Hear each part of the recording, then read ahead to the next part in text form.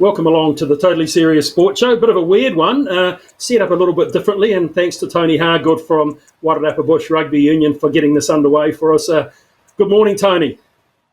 Good morning, Chris. Good to see you here, and it was always good to see you in the flesh. We normally do this by telephone over the rugby season, so you're looking rather dapper and healthy for the last 4 or 5 weeks.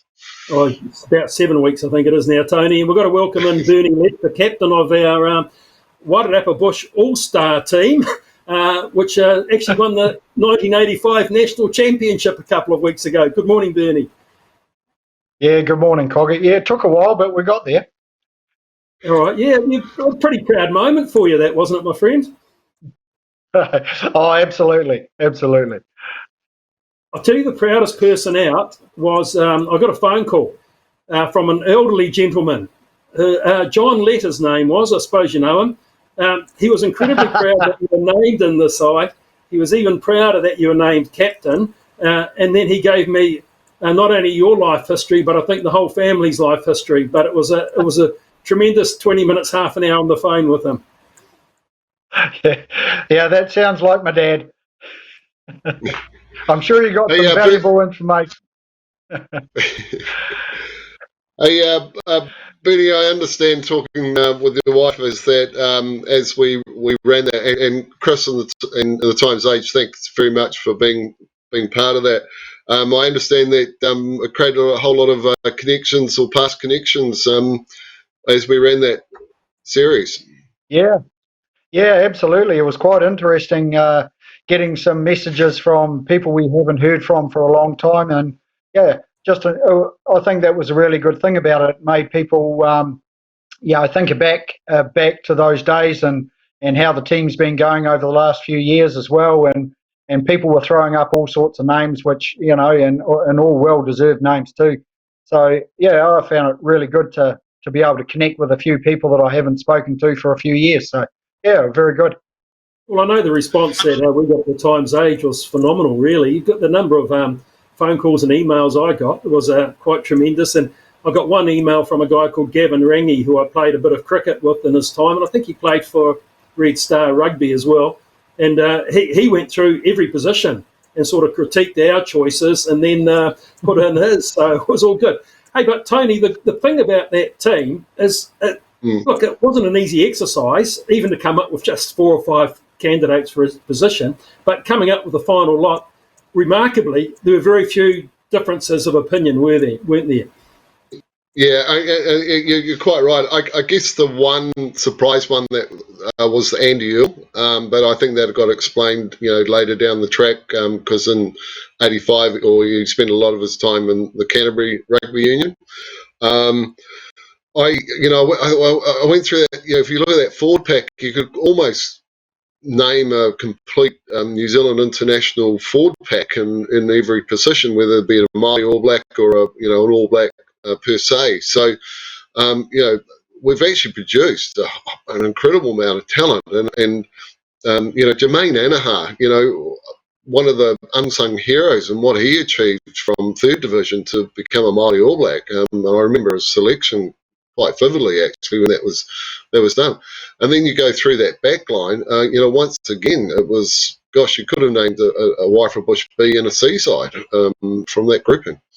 Well, the other thing too is even the back line, there's the likes of Phil Rooteny, New Zealand Colts, New Zealand secondary schools. You had Marty Berry and All Black. You had Charlie Kaka and Jimmy Cotter. They had national representation as Māori and junior All Blacks. Greg Karaidiana, we know he should have been an All Black.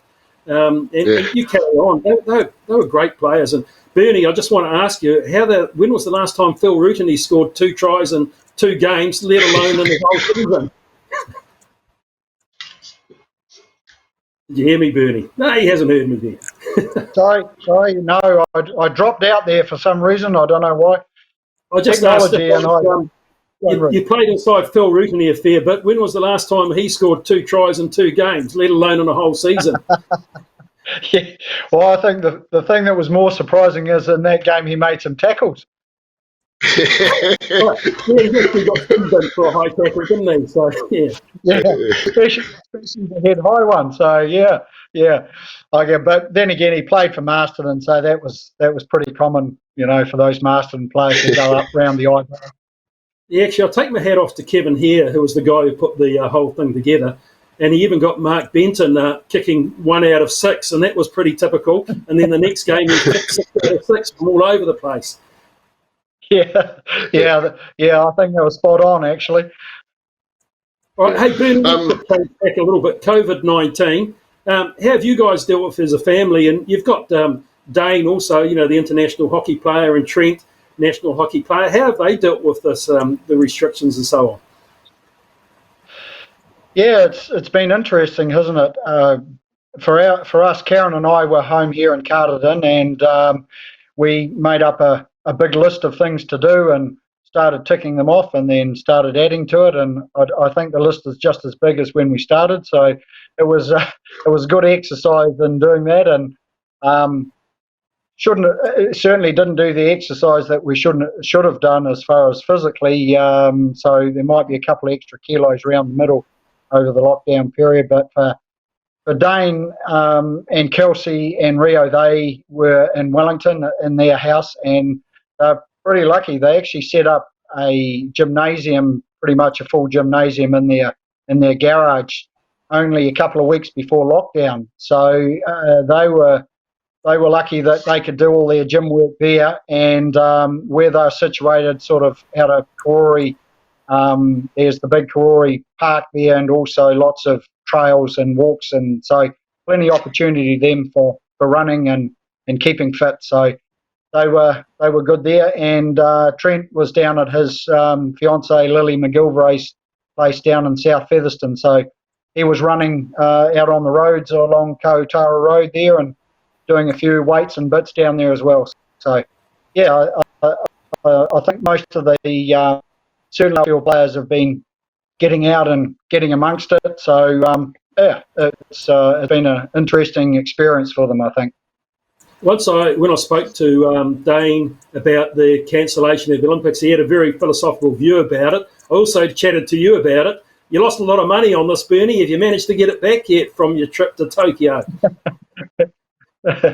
Well, everything's been put on hold, so the money isn't lost at this stage. It's just in limbo. So I think we're hoping that 2021 things are going to pan out a lot better than they did 2020. So no money back, but also nothing lost at this stage. So we're hoping that everything will carry on, and we'll get that same opportunity next year. Tony, what about you and your COVID-19 situation based out at Riversdale? Are you managing to work from out there? Yeah, we were just sort of talking before we're going online how I think COVID's been able to create this virtual office where businesses have been able to operate and everything like that. Is that a bit more of a new norm? I'm not quite sure. But I think you've got to take it at a couple of levels. First of all, you've got your own sort of family that you initially in that first week. My father's in his 70s, and that was a big call by the government around the older generation, so you get that settled. Fairly lucky, I'm good Catholic family, so I've got 4 sisters, so they're all looking after Dad without any too many problems there. But I also, my son was at Otago University, and he was down there with also Mark Rutini's son as well too, and they were all going to, stay down there and go in hibernation and have a big, lockdown for themselves. And then they all slowly started creeping back home, and got the phone call from George to say, Dad, can I come home? So we got him on the last flight out of Otago on a Friday night. And then I guess the thing is, if I'm in a very privileged position to run sport, rugby in the Wairarapa. So you're really doing attention to how it's affecting your members, and looking through your resilience on that. Because one of the key things is that sport is such a major part of our community in New Zealand. It's in our DNA. We've got to be out there running and doing those things.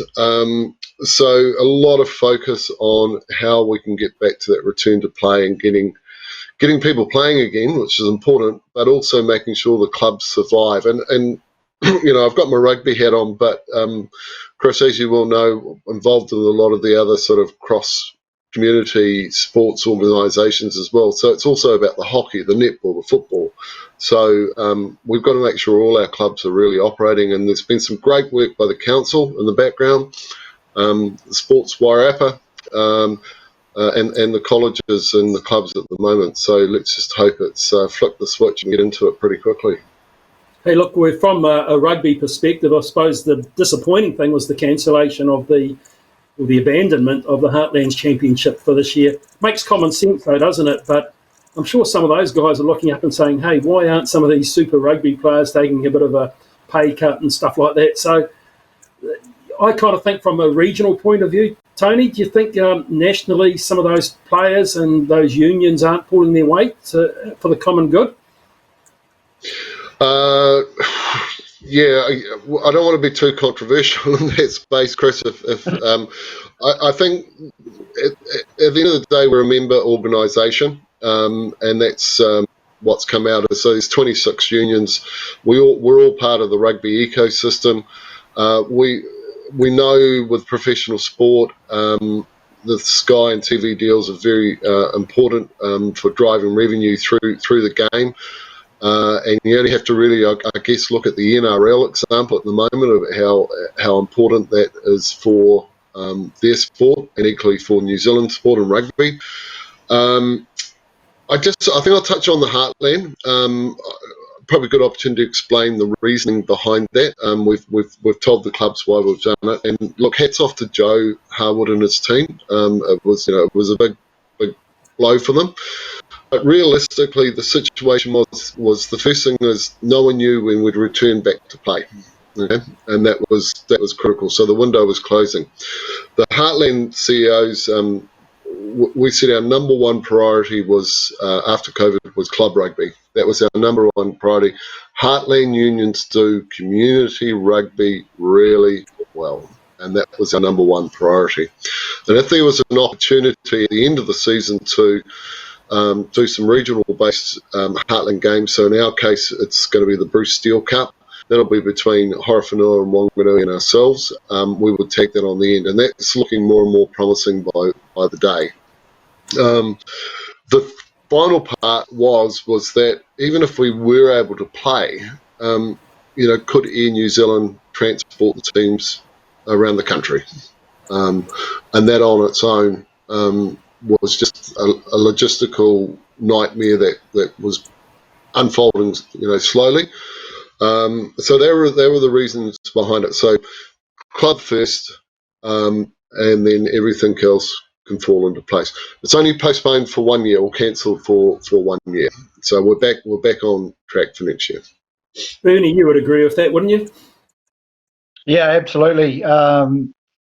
I think because of the uncertainty for all of the sports as to when we were going to get back to something normal, it's so difficult to plan, obviously. So I think the right moves were to can it all and get back to grassroots club sport and build from there. What form that takes in the next month or two will be interesting to see. Well, I know Tony and I sing off the same song sheet here and saying that we believe that Heartland Rugby should be far more focused on what's happening in the club's region rather than imports and so on. I'm sure that's something you might have a view on, Bernie.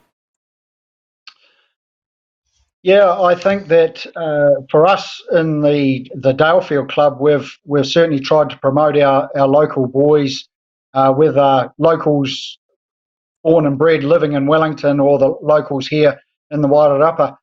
We've tried to build that team so that we're utilising the talent that we've produced here over the last few years, and so far that's worked very well.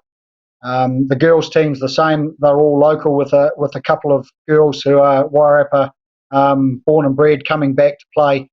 And I think the culture within the side that you can build from similar people, similar backgrounds, all know each other really well is something that you can't underestimate. it's something I think we've been able to do really well. Yeah, it was noticeable, Tony, in the Wairarapa Bush team last year, wasn't it? The camaraderie in the side, and they were all locals, and that shone through. Yeah. You talk to the Tapunga boys; they haven't lived here for 3 or 4 years, but you couldn't find any more pride than in those guys.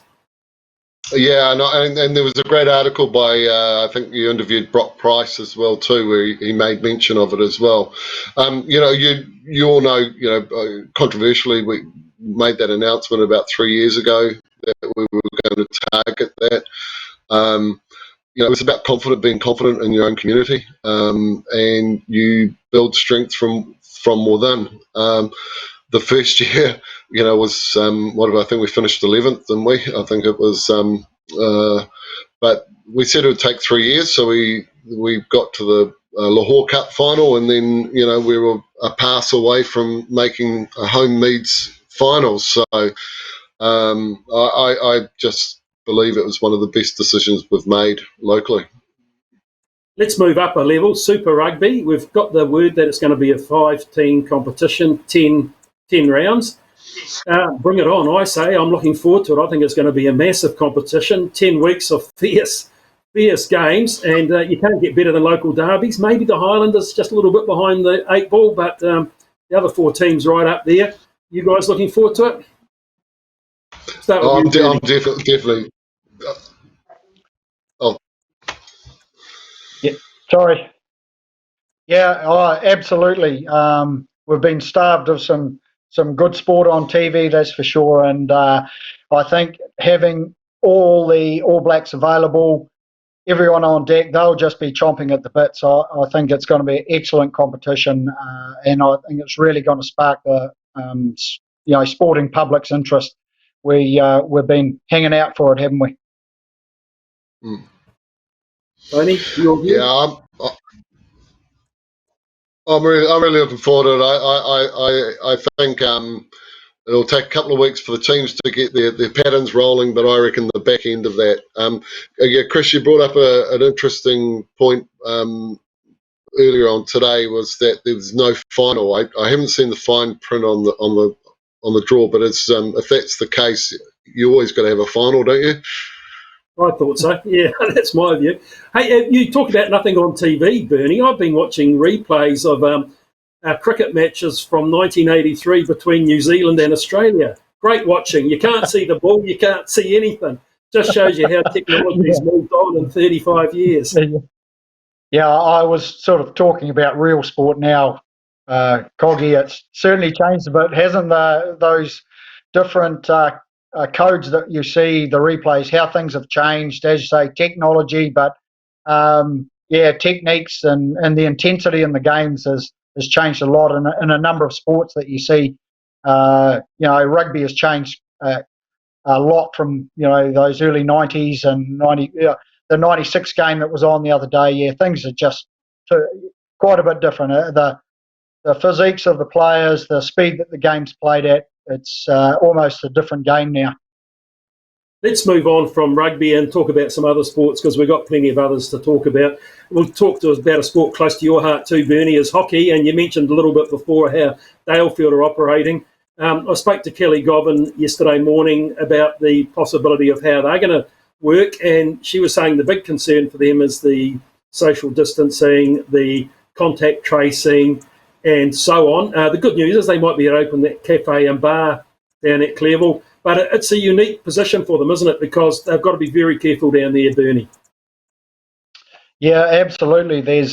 I think Kelly will find out probably today from New Zealand Hockey what the directives are and how that's going to be put together. But for the associations themselves, they've got some real challenges, as you mentioned, with the contact tracing, just controlling the number of people in the ground. They're certainly going to have to think it out well and truly. So even though we're going to get that nod to get back to sport, it's going to take the associations a bit of time to put things in place so that it's done right and everyone's safe and complying to the regulations. So it will be a little way off. but at least the players can see that it's there, it's going to happen. Have you heard any whispers on when the Dalefield seasons might start in terms of the capital leagues? Talking with Dane last night, they will obviously wait to see what the directive is from New Zealand Hockey, but they're certainly hoping in the next, sort of 2 to 3 weeks. So perhaps an early June start would be on the cards, which would be great. And yeah, the format of the competition will, is obviously yet to be decided. But whether they try and get 2 rounds in. Hockey, we're a little bit lucky in that we've got dedicated fields, so we're not going to have to evacuate our fields for a summer sport to come in. So whether they can push it a bit longer into the end of the year, that's all things to be decided. Talking to Scott Cottier, who's the general manager of Wairarapa Netball, he was saying they're not looking till maybe term 3 because of the issues around, again, contact tracing and being within that one fenced venue down at Colombo Road. But Tony, that leads on to an interesting one for rugby. How do you police a crowd, say at a venue like Jean Street, which is a public facility? Because you just can't say, go along and count 100 people and say, away you go. Oh, it was with a lot of difficulty. How do you go up to that person that turns up and he's number 101 and say you can't come on the field? Look, we're getting some policies and protocols from NZAU over the next couple of weeks. Next couple of days. Look, that's going to be very, very difficult. It's going to take a lot of goodwill on behalf of everybody, and a lot of common sense, I guess. Just even going into the clubhouse afterwards for that, valued, drink or beer or celebration speeches. As we all know, those club rooms can fill up to, couple of 100, 300, Carden, and on a good night, Bernie. I mean, geez, 2 to 300 in there, easy. Yeah. There's going to be some new norms. Let's just hope we get out of level 1 quickly so we can all give everyone a handshake. All right, football's another interesting one, and something you're reasonably close to, Tony, as well, because of the joint use of the facility. And Central League, they're talking about having 2 full rounds again, which is good news. Right. And the local league's probably getting underway sometime in late June, early July as well. But, it's going to put a bit of pressure on that turf too, isn't it, at Memorial Park? Well, yes and no. I think just around health and safety protocols, it'll put a lot of pressure on there. But the football's already cancelled their Kate Shepherd and Chatham Cup. So that takes, I think, probably a half a dozen weekends out in that space. I'm just estimating there. And with our club rugby, one of the things we're looking at doing is putting as many club rugbies at their venues so they can drive their own bars and use their facilities, because obviously when they get drawn at the park, they lose that revenue base. So that'll be a big change. But the club finals will still be there.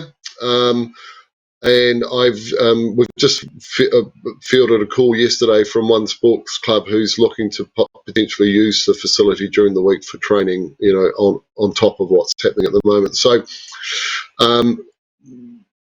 we'll just have to see how it pan out. But I think it's going to be around how we manage the people in and out. It's going to be the bigger pressure.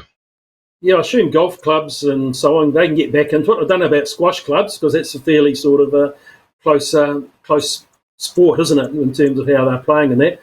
But does the old man still play golf, Bernie? No, Coggy, he has actually given up now. Probably hasn't played for 5 or 6 years. He's just turned 88, so he's doing pretty well. Gets out on his bike, has a bike around the streets of Carden and out the back and round Dalefield. So, doing pretty well for an old fella. Well, he'd like to tell me a story about when he got his All Black trial, and it was fantastic. What was he, a first 5, wasn't he?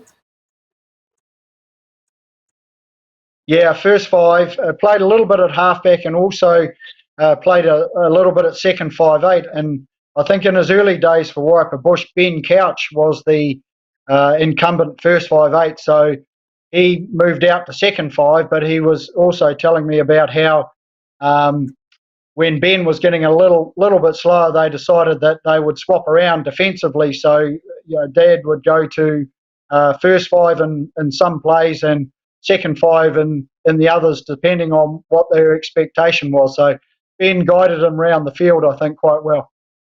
Hey, Tony, you and I talked about this a few weeks ago, and I put a bit to press about it and the potential of a sports hall of fame.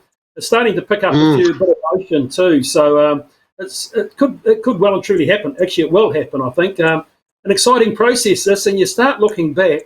God, we've got a rich history here in sport. It's incredible for a small region. Look, well done, Coggy. I think you brought something to the table that needs, it's about time. We need to do it. I totally agree. Some of the people that you wrote in some of your articles, I've got to be honest, there was a couple I did not know about, but when you read what they've done, my goodness, they need to be on the Hall of Fame.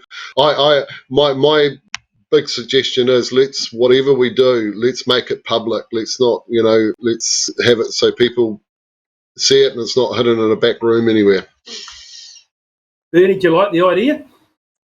Absolutely. I think it's a great idea, and all of those people you have already mentioned in the Times Age, great memories of a lot of those people in their different sports, and even going now, you're starting to get back a little bit further. Different athletes that our parents will know. So we've produced some wonderful sports people over a long time. So certainly honour them, I say. That 1928-1929 Wairarapa team that won the Ramfley Shield was one hell of a team. Something like 11 All Blacks in it. Yeah, just amazing. How did you research a lot of this stuff, Coggy? Well, someone said to me, someone's approached me about it because I know motions are underway on this. But they approached me and they said, well, do you want to be involved in the process of setting up? I said, definitely. And I just started thinking, they said, well, you know everything about it. You know the contacts and stuff like that. It's just stuff that I've built up over the years that I've learned. I've got books. I've got the Wairarapa Bush Rugby Centenary book. I've got the Wairarapa Cricket book. When I was involved in the Wairarapa Cricket Centenary, a lot of the stuff I talked to Gareth Winter about, and we talked about this and that and everything. And I've always loved sports history, so I've always followed it up. So, and then you find out about people like the most incredible story for me is the girl Marlene McDonald, who won a world championship in roller skating, and she was New Zealand's 12th world champion and Wairarapa's first world champion in any sport, and she was 17 years old. So you read amazing stories, and there was a crowd of about 500 people met her when she returned to Masterton. So those sort of stories always appeal to me. And then there's the likes of Aaron Slight. Had an awful lot to do with Aaron. He'd be the unluckiest person not to win a world championship. He said to me once, he said, if it wasn't for bad luck, I'd have no luck at all. And that was about it. So, you meet up, you learn all these things over the years. I've been doing a sports show for the best part of 30 years. So there's lots you remember. Bernie, I think I spoke to him probably on one of my very first sports shows. Shows you, and I think you might have been captain of Bush in those days, Bernie. Well, that is going back a bit now, Coggy. Showing your age for sure. It is. Hey, Tony, just a very quick wrap up in about 30 seconds or so, my friend. There's and from the administration point of thing is that, look, if you're part of a sports organisation or a sports club, there is a good funding package announced this week. Can you just sort of touch on that briefly for us? Yeah, so the government and Sports New Zealand have announced that there's going to be a grant for $1,000 for all sporting clubs. The details are coming out on Monday on the Sports New Zealand website, and I'm sure Sports Wairarapa will be contacting all the clubs. We will be encouraging every sports club to make sure that they put an application in, or at a minimum read if they're eligible. And then also for all regional bodies, there's another grant available for $40,000. So that's more like your regional-based organisations. So once again, Bernie, for hockey, something that they could look at. There are some not fish hooks is not the right word, but there's some criteria you have to meet. So I think that's a great initiative from the government and Sports New Zealand. So everybody look out for that on Monday when that all gets presented. Okay, guys, we've got to cut it there. Thanks for your time. Thank you. No problem. Thanks, Coggy.